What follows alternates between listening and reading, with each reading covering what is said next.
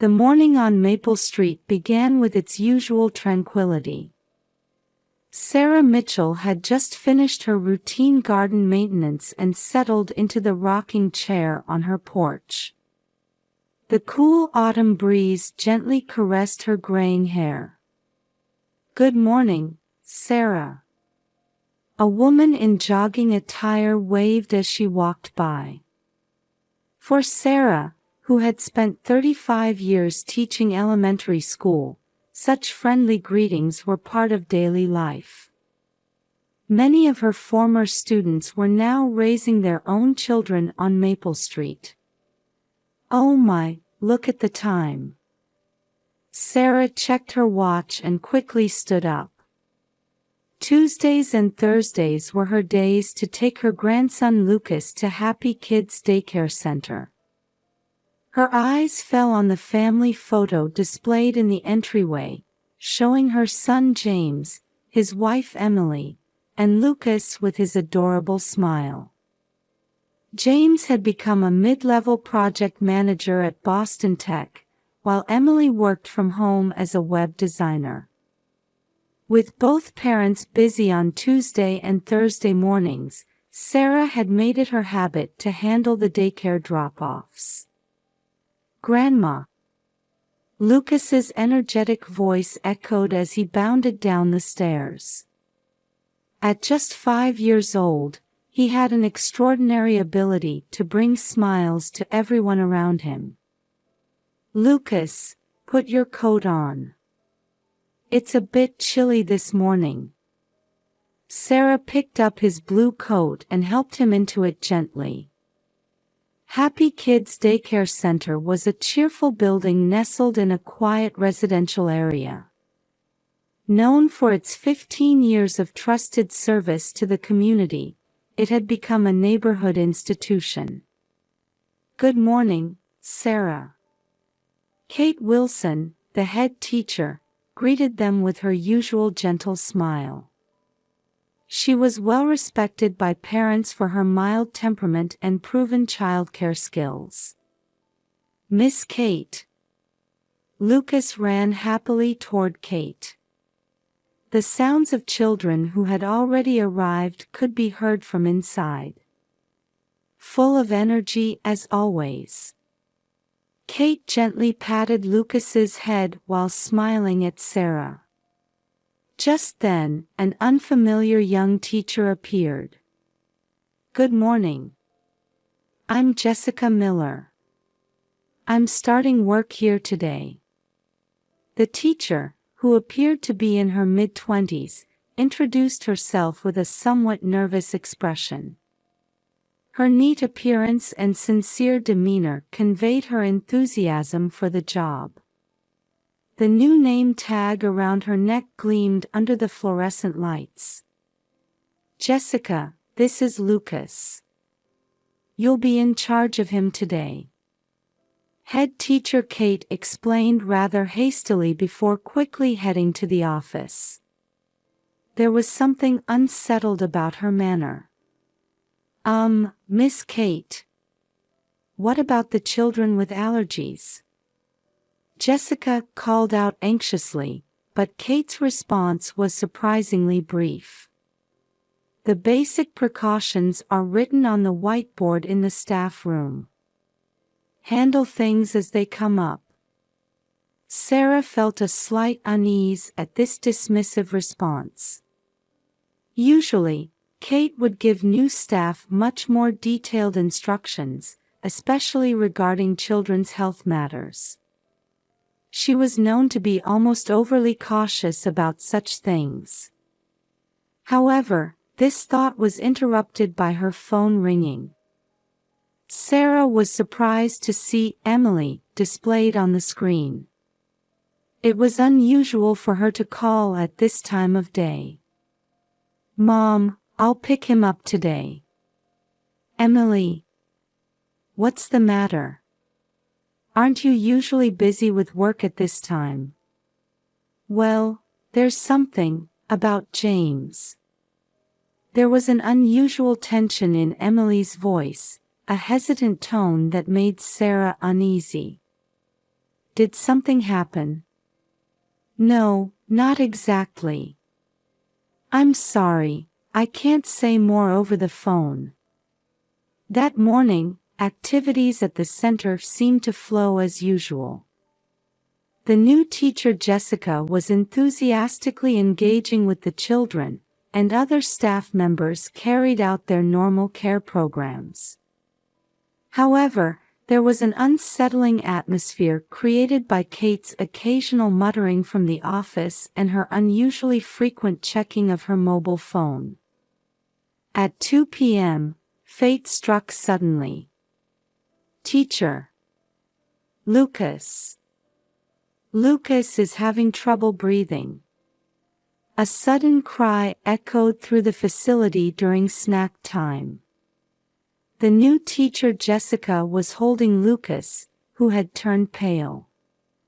His small body was shaking violently, and his lips were beginning to turn purple. His breathing is labored. His color isn't good. Someone help. Jessica's voice trembled with panic. The surrounding children began crying anxiously, and the center quickly descended into chaos. While other teachers rushed to help, Kate was nowhere to be seen. At 2:15 p.m., emergency services were called. As the sound of sirens approached, the center's phone wouldn't stop ringing with concerned parents' inquiries. At 2:25 p.m., the police arrived unexpectedly early. Usually, ambulances arrive first, but for some reason, police vehicles were the first on the scene. Uniformed officers quickly entered the facility and headed for the office. At 2:30 p.m., Sarah's phone rang. Mom. Come quickly. Lucas. Lucas. Sarah's heart pounded at Emily's distraught voice. Seeing her usually composed daughter-in-law so upset made it impossible not to imagine the worst. Emily, stay calm. I'm coming right now. The moment she hung up, Sarah jumped into her car. She made the usually 15-minute drive in a desperate 10 minutes, not even minding running red lights. When Sarah arrived at the facility, she was met with the unusual sight of 3 police cars lined up.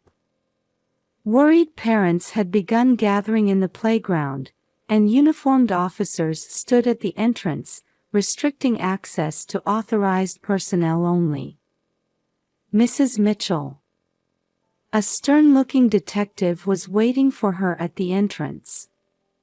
He appeared to be in his mid-50s, his deeply lined face bearing the tension of someone who must deliver serious news. There's some security camera footage we need you to see. His voice carried a mixture of sympathy and resolve. Led by the detective to a small surveillance room, Sarah entered a windowless space where multiple monitors cast a bluish light. A young female detective was checking timestamps while operating a keyboard. You need to see this. The footage displayed on the monitor would change Sarah's world forever. It can't be. Covering her mouth with trembling hands, Sarah was transfixed by the footage. It revealed an unbelievable reality, the image of her son James, the head teacher Kate, and undeniable evidence of a relationship that should never have existed. From outside, the sound of approaching ambulance sirens could be heard. This is footage from 9:15 a.m. this morning. The detective pointed to a monitor showing Kate at a computer in the office, operating it in a clearly agitated manner, quite different from normal business operations. Her occasional glances around, checking if anyone was watching, highlighted the abnormality of her actions. This is the screen she was accessing. Another monitor displayed the center's child management system. Lucas Mitchell's personal file was open, and allergy information items were being systematically deleted. The red warning text reading, "Peanut allergy, severe," disappeared with the cursor's movement. And this is footage from last Tuesday evening at 6:30 p.m. Sarah's eyes fell upon two figures meeting secretly at the facility's back entrance. In the dim twilight, there was no mistaking who they were: Kate Wilson and her son James. The sight of them speaking intimately made Sarah's chest tighten. We also have footage from yesterday. The next images showed the two arguing intensely. Though there was no sound, Kate could be seen crying and pleading while James shook his head in distress. "Mrs. Mitchell, I apologize, but there's more evidence we need to show you."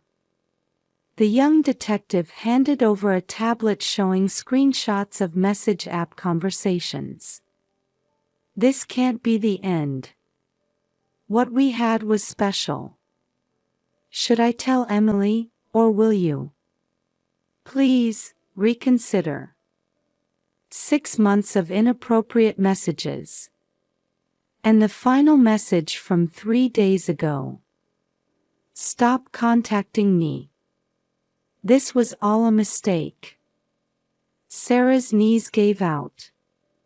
The young detective rushed to support her as she collapsed into a chair. "My son, how could my son?" Her hands wouldn't stop shaking. Waves of intense anger and deep sorrow washed over her. "Currently, suspect Kate Wilson is voluntarily cooperating with our investigation."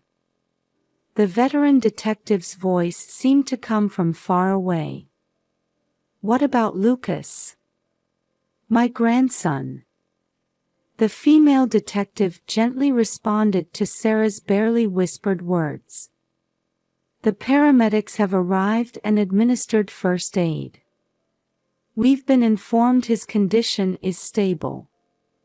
While feeling slight relief at these words, Sarah's mind was still in turmoil.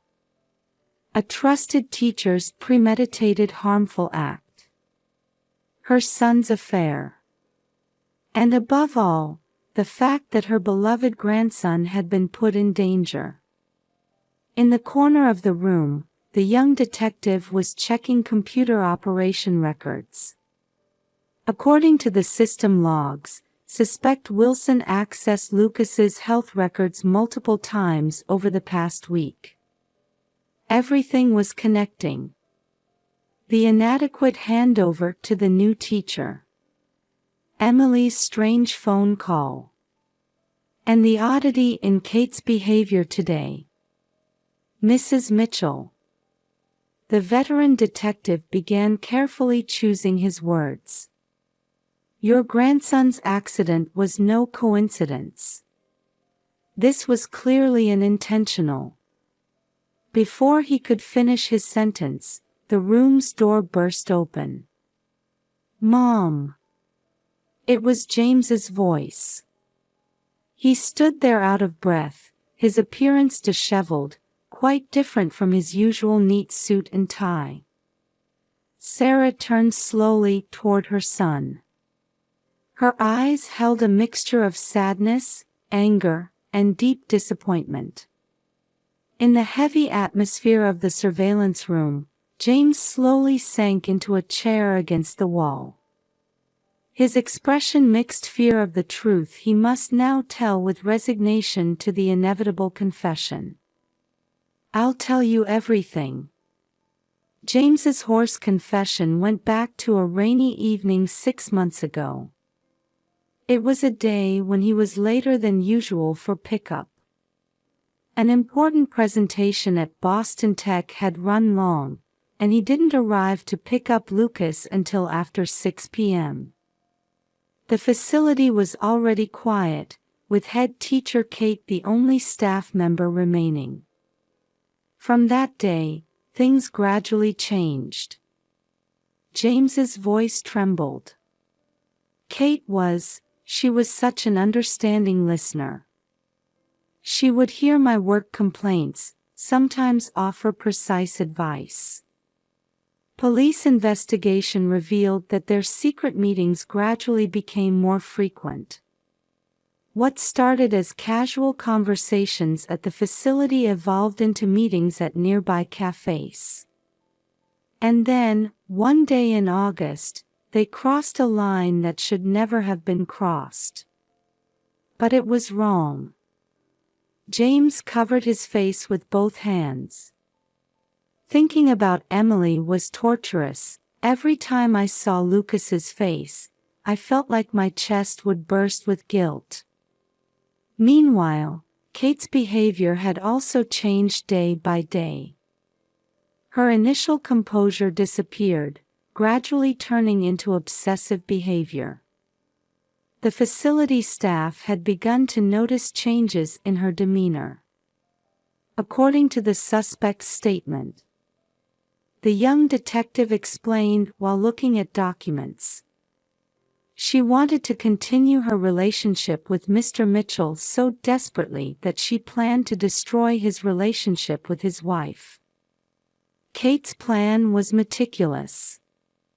She deliberately assigned the new teacher Jessica to Lucas's care while omitting crucial information during the handover.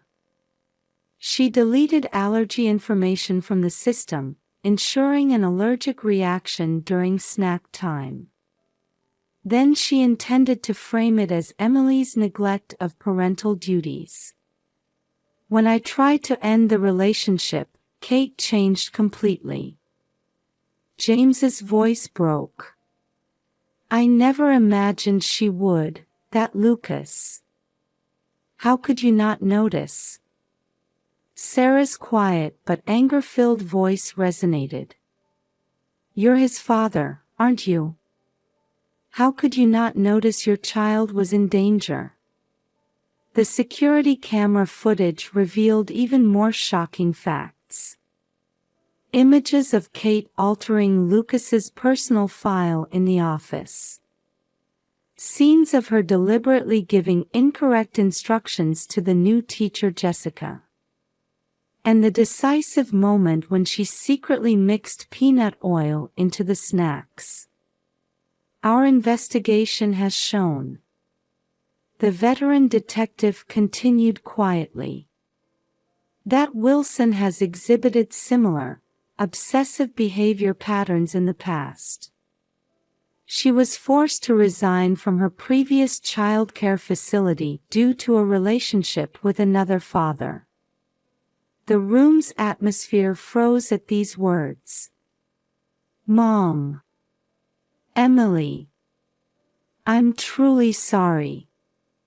James's words of apology rang hollow.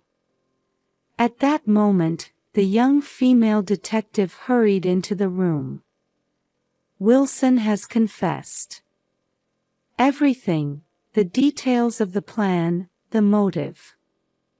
Sarah sighed deeply while looking at her grandson's smiling face on the monitor. That smile had almost been lost forever today. This fact weighed like lead on her heart. In her interrogation, she stated. The detective read from the statement, the words hanging heavy in the air. I deserve happiness too.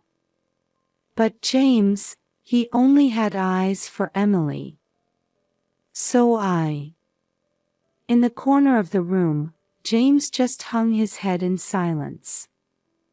The weight of his irreparable mistake bore down heavily on his shoulders. In a small interview room at the police station, Emily clutched a coffee cup with trembling hands. The afternoon sunlight streaming through the window illuminated her exhausted expression. Actually, I had noticed. Her voice quivered slightly. I noticed James's behavior changing bit by bit. It started with subtle changes. Overtime increased, and his return home gradually became later. Even on weekends, he frequently checked his email, sometimes distracted by messages from someone. He kept his phone close, his expression strangely tense when looking at the screen. At first, I thought he was just busy with work. Emily looked out the window. But somehow, Lucas's pickup days had become only Tuesdays and Thursdays. Kate's change in attitude was also obvious to her. The head teacher who had once been warm and friendly gradually became cold toward her. While maintaining intimate conversations with other parents, she clearly treated Emily differently. It was last week. Emily's voice grew quieter. When I went to pick up some documents from the daycare, I happened to overhear their conversation. A private discussion between her husband and Kate behind the facility. Kate pleading about something urgently while James shook his head in confusion. That scene left a deep wound in Emily's heart. "That's why I called you this morning, Mom." Wiping away tears, Emily continued. "I wanted to talk about it, but I never imagined things would turn out like this." Meanwhile, shocking testimonies from the facility staff continued to emerge. Kate had been acting strange lately. The new teacher Jessica testified to the police. Even this morning, the handover was very careless. Usually, she's especially thorough about explaining allergies, but today of all days. Other caregivers also provided testimonies supporting Kate's changes. It seemed like her personality changed about 6 months ago. She suddenly started saying she'd work overtime whenever Mr. Mitchell came for pickup. Her way with the children changed too, becoming oddly overprotective, especially with Lucas. At Boston Children's Hospital's intensive care unit, various medical devices were attached to Lucas's small body. The regular beeping of the heart rate monitor quietly echoed through the room. "He's doing fine. We've passed the worst." Dr. Thompson's words made the entire family sigh with relief. The allergic reaction was severe, but early detection and prompt treatment were effective. Sitting in a chair by the window, Sarah reflected on the past 24 hours while watching her sleeping grandson. Kate's arrest, James's confession, Emily's tears, and above all, the terror of Lucas's life being in danger. "We've heard from the lawyer." The young detective quietly entered the room. "Wilson has admitted to all charges. Attempted murder, personal information tampering, professional negligence." Among the serious charges, Kate admitted to everything straightforwardly. A psychiatric evaluation was scheduled, which could affect her sentence. The facility also contacted us. Emily began while looking at her phone screen. "They've decided to close temporarily. They say they're going to completely review their operating system." Happy Kids Daycare Center was facing a major turning point because of this incident. An emergency explanation meeting was held for parents, and preventive measures were proposed. These included stricter staff hiring standards, implementation of a double-check system for health management, and above all, strengthening communication among staff members. Through the hospital room window, the twilight sky was visible. Sarah stood up and faced her son. James. Her voice now held neither anger nor sadness. What are you going to do? James, who had been staring at the floor, slowly raised his head. I want to repair everything. My relationship with Emily, my bond with Lucas, and my trust with you, Mom. Emily silently listened to her husband's words. Complex emotions could be read on her face. We've been recommended family counseling. James continued. Once a week, with professional help. It will take time, but... Yes. Emily nodded slightly. For Lucas's sake, we need to move forward. Just then, a small voice came from the bed. Daddy. Mommy. Everyone rushed to Lucas as he awakened. His small hands gripped both his parents' hands simultaneously. Tears fell unbidden from Emily's eyes. Grandma too. At Lucas's voice, Sarah joined them. 4 hands overlapped. It seemed like a symbol of a new beginning. The family's healing process began the following week. Family counseling every Saturday, family meetings every Sunday. Slowly but surely, their nearly broken trust was being rewoven in a new form. Lucas transferred to a new daycare center. Although he was anxious at first, with the help of his kind teacher, Ms. Brown, he gradually regained his smile. Yesterday, Lucas said something. One evening, Emily called Sarah. He said, I'm glad Daddy and Mommy made up. Sarah couldn't help but smile at those words. Her grandson's pure heart was healing the adult's wounds. It was like a small miracle. The local community also learned much from this incident. Other childcare facilities reviewed their safety management systems, and communication between parents and facilities became more open. On Christmas Eve that year, warm light glowed from Sarah's house on Maple Street. Outside the window, small snowflakes were falling quietly. Grandma, what's this ornament? In front of the Christmas tree, Lucas held up an old angel decoration. Oh, that. Sarah crouched next to her grandson. Your daddy made that when he was 5 years old. Just the same age you are now. From the living room came Emily's gentle laughter. In the kitchen, James was helping with dinner preparations, occasionally catching Emily's eye and sharing gentle smiles. It was a peaceful scene that would have been unimaginable 3 months ago. Hey, Grandma. Lucas suddenly looked up at Sarah with a serious face. Will Daddy and Mommy not fight anymore? Sarah gently stroked her grandson's head as she answered. Well, sweetie. They both think of you first, above everything else.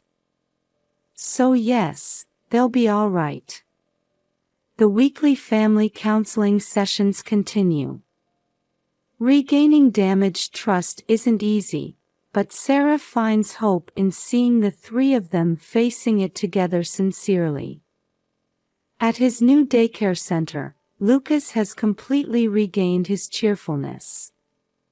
Reports from Ms. Brown that he's the class favorite and especially loves drawing time bring smiles to the family's faces.